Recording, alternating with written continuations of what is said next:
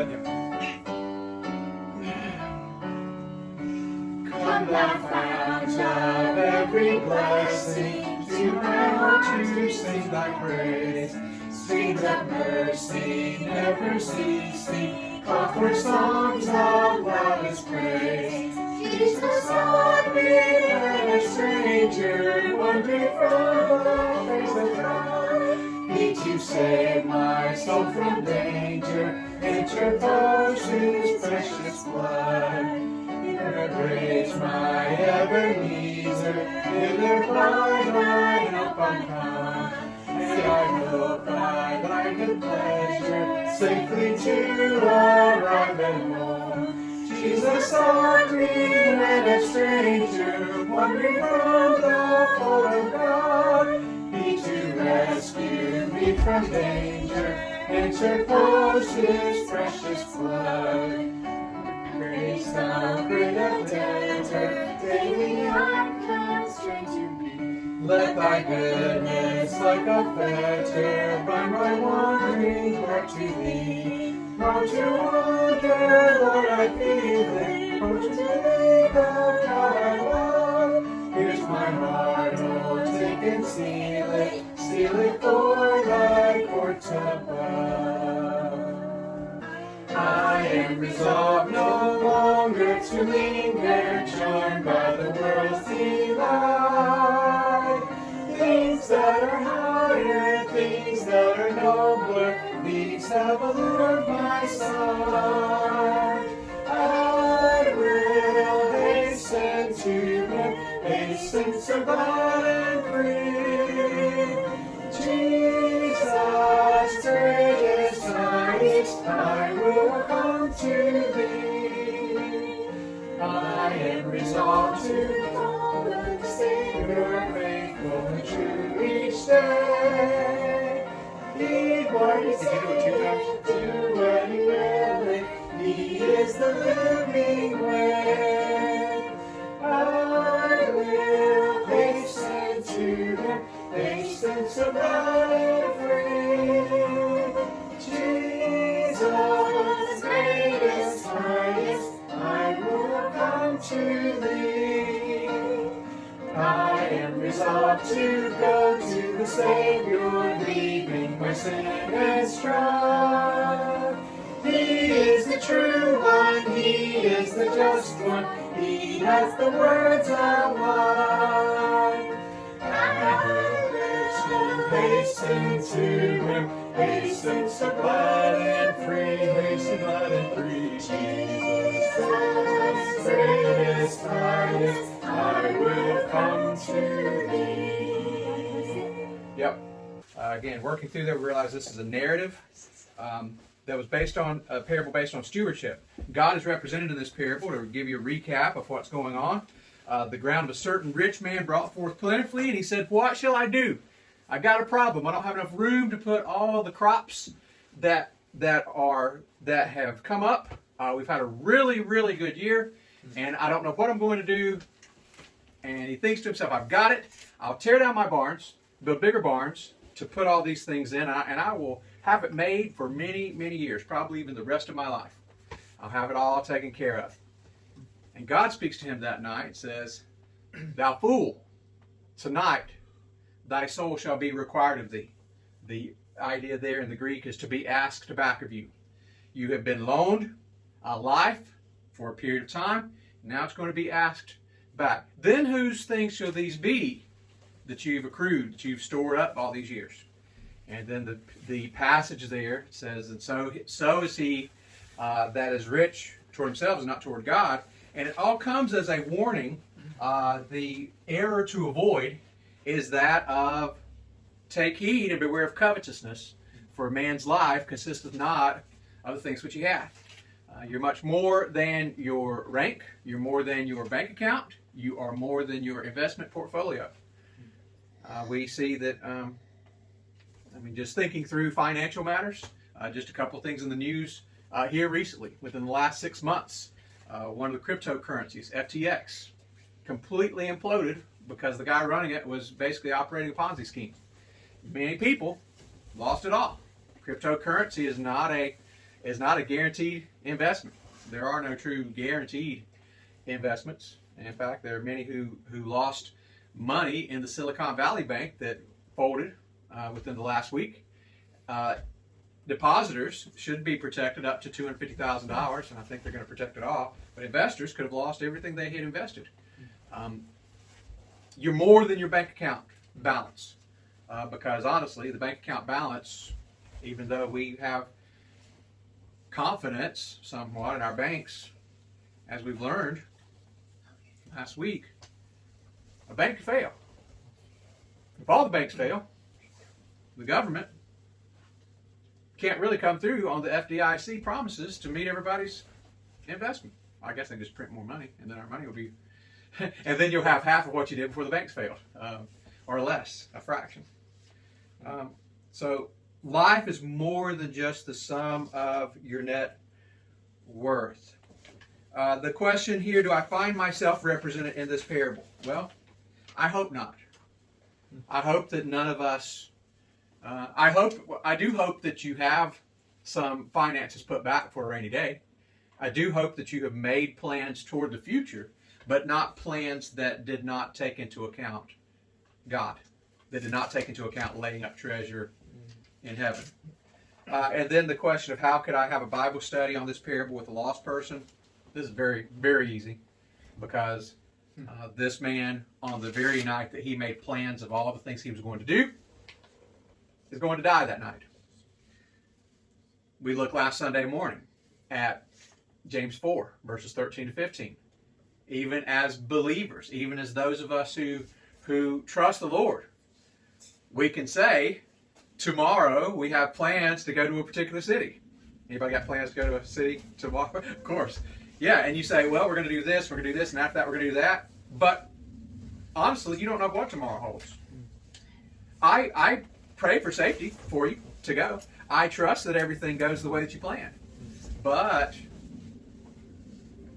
come 6, 7 in the morning, your plans could be turned on their head. For that we ought to say, if the Lord will, we should live and do this and that. My prayer is for you to be able to do what you plan to do, but always making sure that we say, if the Lord will. Now, yeah, thank you. Now, that's sort of going through and looking at the, that's looking at the items there. The last item there was, there's no promise of tomorrow.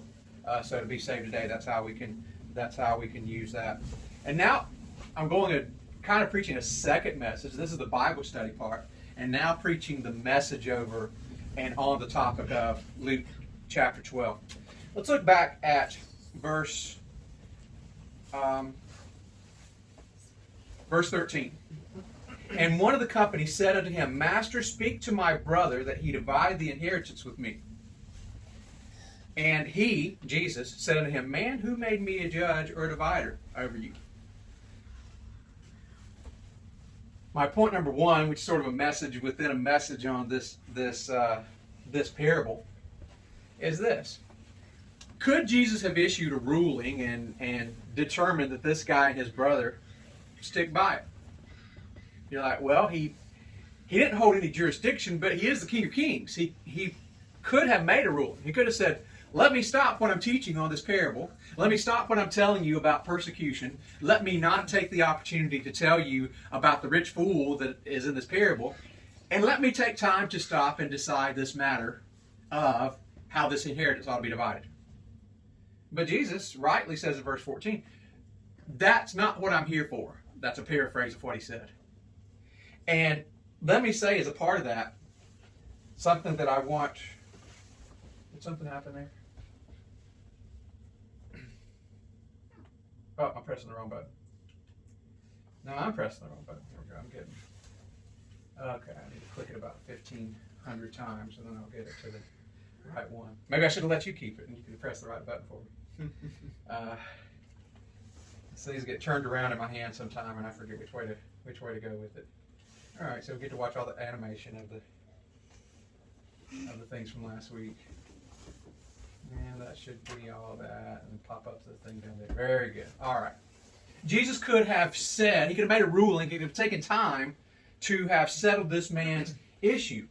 But instead, There are 5 things I want to draw out of this parable that are, you might view them as side thoughts, but I think that they each bear some thinking about.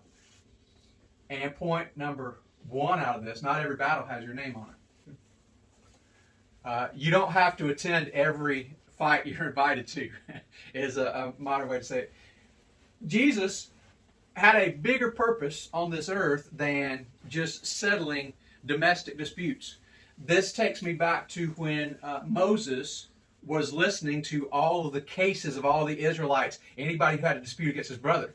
And he had a line a mile long of people waiting to come to him, and his father-in-law came to him and said, look, Moses, you need to set up a system where you have different judges dealing with little things, intermediate things, and you just take care of the big things. And Jesus is in the same situation. He says, I'm taking care of the big things. And we can be distracted and drawn aside to do different things. We can become involved in good works, charity works, helping to raise funds for underprivileged. We can be invited to do lots of things that are good things, but that can draw us away from the best thing. So keep in mind that not every battle has your name on it, and Jesus was devoted to his Father's business.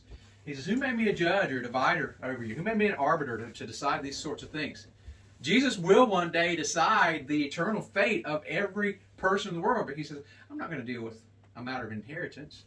You guys have a court system for that. You guys have lawyers to be able to work that out. The second thing that we see, be careful that your possessions do not possess you. Verse 15 is where we saw the statement where Jesus says, in response to the man who wanted Jesus to rule about his inheritance, beware of covetousness, for a man's life consisteth not in the abundance of the things which he possesseth. And so I've sort of worded another way. Be careful that your possessions do not possess you. How many times have I seen people who came from a lower status work their way on up? I doubt any of you guys have seen the old comedy from way back, The Jeffersons. You know what I'm talking about if I say that? George Jefferson and his wife or whatever. Anyway, it spun off of All in the Family with Carol O'Connor and Archie Bunker and all these ones. Anyway, so the theme song for the show is we're moving on up to the east side, to a deluxe apartment in the sky. We're moving on up. And the idea is he worked his way from nothing, and he's come up, and now he owns a dry cleaning business. And that's what he's done to elevate his status in life. And in the process of all that, thank you, son. In the process of all those things, in moving up the social ladder, he's now in a penthouse in New York City, and he's got this and that, and you got cars, and you got money, and you got all these different things. And along with all that, more money, more problems, and more things that go along with it. I've seen people in lowly, little old Blacksburg, South Carolina. You would have a hard time finding on the map unless if you punched in Blacksburg, South Carolina, Google could take you to it. But if I showed you a paper map and said, find Blacksburg, you'd be looking for probably 5 minutes before you found it, looking at all the little towns and not having any idea where it was. That's where I'm from. Well, there's not a lot of industry there. And we don't have a lot of millionaires or multimillionaires in Blacksburg, South Carolina. It's very blue collar, salt to the earth kind of people. Just if you got your own piece of land and you got your own trailer and you plant a little garden and you got a vehicle that runs, that's par for the course. That's a good life. But sometimes people make it big. They invent something, or they start their own business, or whatever. And sometimes they get a swimming pool, or they get their own boat and they go to the lake, or they've got all the toys, the ATVs and the dirt bikes and all the things that you can enjoy life with. Not cold enough to have snowmobiles and that sort of stuff. If you got a snowmobile, you're going to use it, once every 10 years maybe. But in terms of all the toys, or you got a boat slip on Lake Wiley, or you go down to Columbia or whatever, or you got a vacation house at Myrtle Beach, that's really going above and beyond what most people do. And I say all that to tell you this. Many of those people, when they get beyond their station in life and they've got these nicer things, a lot of times those things take them away from God. We got the boat now. Well, we got to make use of the boat. I got a raise, so I bought a boat, and now I got to make use of the boat. I can't go during the weeks. When am I going to go? Well, I'm going to go. I reckon we'll go on Sundays. And so then, I can't just go 1 or 2 Sundays a year. I got to get my investment out of it. I got to put some hours on this thing. And so it turns into, well, we're going to go out at least 12, 15 Sundays a year. That's a big fraction of the year. But we got to make that investment. Got to make it pay off. And what you find there is, after a while, their possessions possess them. Somebody said that the 2 happiest days in a boat owner's life is the day that he buys his boat and the day that he sells his boat. Because you realize it is a money pit. It takes a lot of time. It's a lot of fun, but it ends up, it uses up, and the boat possesses you rather than you possessing the boat. Boat is just one thing. It could turn into a lot of things. I could talk about season passes to a theme park. I could talk about a timeshare. I could talk about a lot of things that your little blue collar, your lower middle class people don't have. But then when you get a little money and you start buying the things, and you find out your possessions will eventually possess you.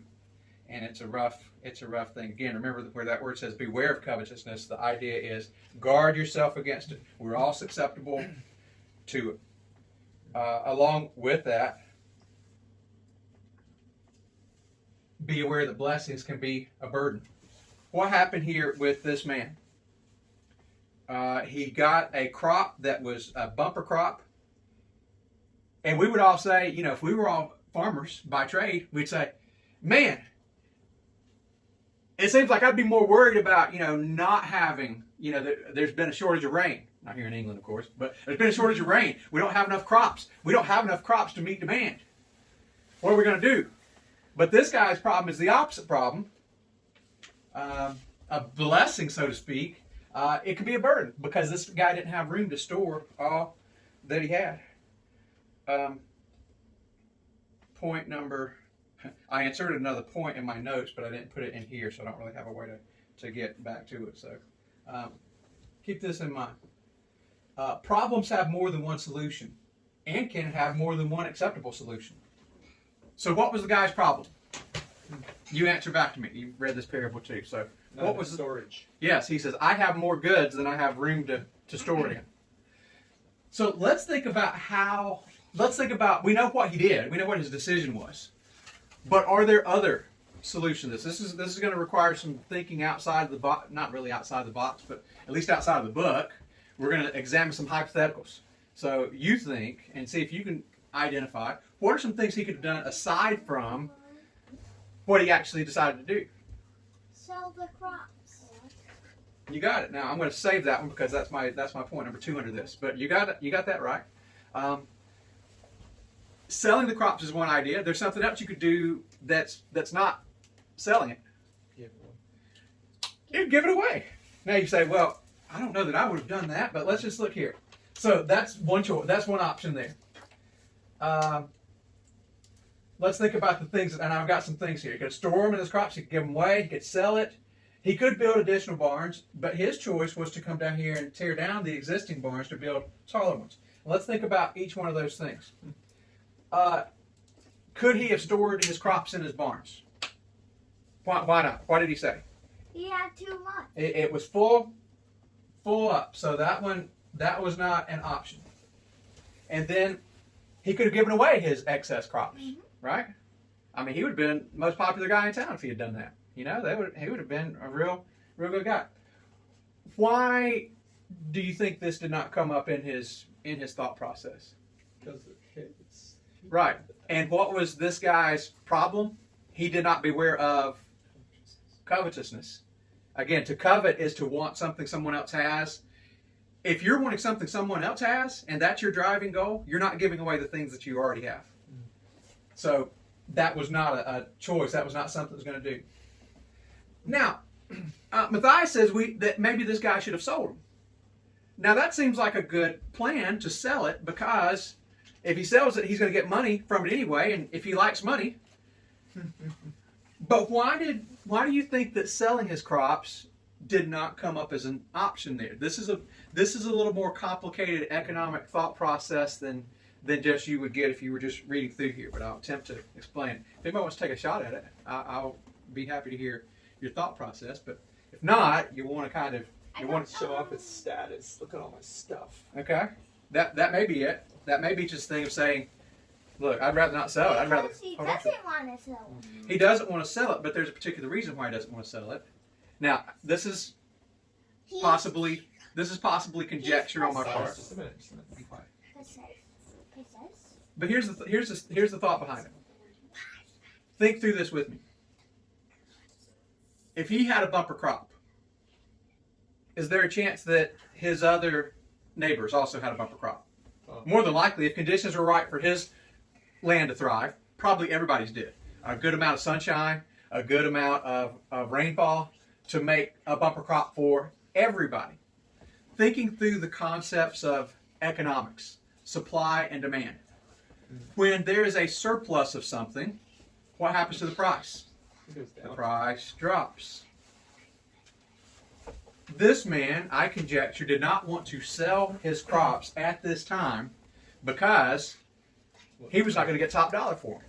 Instead, if he could hold those crops until everybody else had sold theirs, and then he could sell his at a higher price.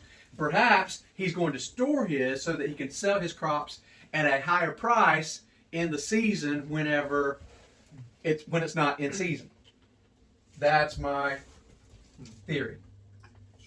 And I tell you, it's not a theory that I, in my infinite wisdom, sat down and thought of on my own. This is something that is suggested by another Bible commentator, and so the thought is it's not mine. It's not mine exclusively anyway. So that's why he doesn't want to sell excess crops, because he's going to have to sell them at a discount. And being the covetous man that he is, he would rather sell them for maximum profit. Number 4. We come down to 4 and 5 being the choices that we have. We know the choice that he made, but let's just think through this. We know that he chose option 5 to tear down existing barns to build taller barns, bigger barns. Bigger, I say, and I am going to say taller, which may even give you a clue why he didn't just build additional barns. Maybe you've read this somewhere else. Maybe you've thought about it. What would be the problem with just keeping the barns that he had and building more barns? Anybody thought? The guy only has a limited amount of land. And if he has land, he wants to use his land. What does he want to do with his land? He wants to use it to farm rather than to build barns. That's why he doesn't want to build additional barns. That's why he wants to tear down the barns that he has. And I say not just to build bigger barns that occupy the same amount of square footage as 2 barns would, but taller barns so that he's maintaining the same footprint, the same size footprint of his barn, but going higher so that he can still maximize his profits and maximize his farmland. Now, I don't know if this sort of thinking appeals to you or not, but I like thinking through these sorts of things. I taught government economics in high school, and so I appreciate the thought process of using, this guy actually has a good plan. I mean, all those things, he doesn't have room in his barns, and rather than just build additional barns, he wants to build taller barns to maximize his space. These are problems not just of economics, but of mathematics. And he's made good decisions from a financial standpoint. He can't be faulted for what he chose to do. I have poked holes in why he did the things he did, how come he didn't do other things, until I've studied it out this time. And it seems like, as a moneymaker, he's made the best possible choices here. However, life is more than just making money. We come to point number 5 now. Whenever this gentleman, this rich man, who is later called a rich fool, when he's taken all the choices, he's made the very best choice that would create the best yield for him as a farmer. why does God turn around and call him a fool if he's made the best financial decision that he could have made based on the information that he had? I think we find this answer here. The major flaw that made the rich man a rich fool can be found in the text. Look at verse 21. So is he that layeth up treasure for himself and is not rich toward God. So his strategy is good. His motive is poor. His motive is what is the major factor that made him a fool rather than just a rich man. Let's look at, I think I've got some subpoints under here. I read behind different ones that say that the reason that this man was a rich fool is because he had a lack of generosity and he didn't give away his excess crops. Well, I think it's sort of that line of thinking in my reading sort of takes on a social justice kind of flavor of well, you've got to be generous. Now, are we commanded to be generous in Scripture? Yep, sure are. If I see my neighbor without, especially a Christian brother, and I see that he has a need, and I just say, hey, brother, I'll pray for you, and I have the ability to meet that need, 1 John 3:17 says, how dwelleth the love of God in you? So as a part of that, I try to help those in need. That's not really the main point here, but here's the main point. Devising a plan for the future, but only consulting with yourself. What's this man's conversation in these verses? What shall I do? And who does he go to ask? If you look through the text there, you will see personal pronouns mentioned 13 times in this section. I, me, my, and as he speaks to himself as soul, thou, thine. He's referring to himself 13 times. There's no dialogue with somebody else. He's talking to himself. I've heard it said that a homeschooling mom or dad, it's perfectly acceptable to talk to yourself because it's a parent-teacher conference. All right. There are times that it's good to kind of talk to yourself, and to my wife says that anytime that I have an issue with trying to figure out something programming-wise, she understands nothing about computer programming. She knows how to turn the computer on. She knows how to log in. About a third of the time, she knows how to make the printer print. The other times, I have to come help out. And that's her extent of... She's very good at doing the handful of things that she does. But she is not a computer person. But many times I will come to her and I'll start talking about a problem. I'll start talking something out. And I'm sitting there and I've talked it out, and halfway through it, eureka! I figured out what the issue is. She just says, smiling, I'm glad I could help, knowing that she just had to let me talk out this thing, and I figured out what it was to do. I had a consultation with myself, and I figured out the right answer. This guy has a consultation with himself, and he comes to a good strategy for making money, but not a strategy for living life. His devising a plan and consulting only with himself is a bad move. Does Scripture tell us anything about our heart leading us astray? Can you think of a verse? There's a couple of ones that I'm thinking of here. You don't have to necessarily give me the reference, but at least the concept of what it says. Can your heart lead you astray? Can you make a bad decision without consulting others? I can think of a few verses here. There's a way which seemeth right to a man, but the end thereof are the ways of the death, or the ways of death. That's two places in Proverbs. Jeremiah 17:9. The heart is deceitful and desperately wicked. Who can know it? When you come and you consult only with yourself, you're setting yourself up to fail.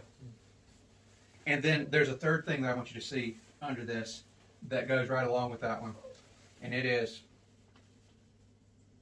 to devise a plan for life and not for the afterlife.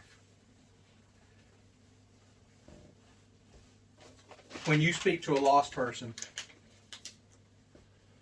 and you talk about the future, this is the primary thing that differentiates you from them. As you think about what's going to happen in the next 20 years, or the next 50 years, or what you'll be doing in 100 years, do any of you have plans for 100 years from now? All right. Now, there are 4 people in this room that might be alive 100 years from now. Be old, you be alive. You be really old. It's all of you who are reclining or in the floor. Now, Riley's pretty young, but chances are she's not going to live to be 120 something years old. That just doesn't happen anymore. Now, of course, I probably am 100 years from now. I'll be in the grave for 75 years already. 100 years from now. To devise a plan for life and not for the afterlife is what separates us from the unsaved. And this man is a fool because he was rich toward himself and not towards God. Let us make sure that we're living a life that is different than the unsaved. Not just in our day-to-day, but for eternity. And with that in mind, knowing that we will live forever, let us make sure that we're doing things today and tomorrow that will make a difference for eternity. That we're not just attending a fight just because we've been invited to it. Not just because we're spending time in a good cause, but that we're doing something that's going to matter for eternity. And that's my challenge for you, to do things that matter for eternity. Because when you don't, that's what makes you a fool. And you may or may not be rich in the process. Let's live our lives with the afterlife, with eternity in mind. Well, let's go to the Lord in prayer. Lord, would you be with us tonight? Lord, help us to be challenged and motivated by this message. Lord, it's spoken to my heart. I pray that you would use your word to cause me to be more heavenly minded than earthly minded. In Christ's name we pray. Amen.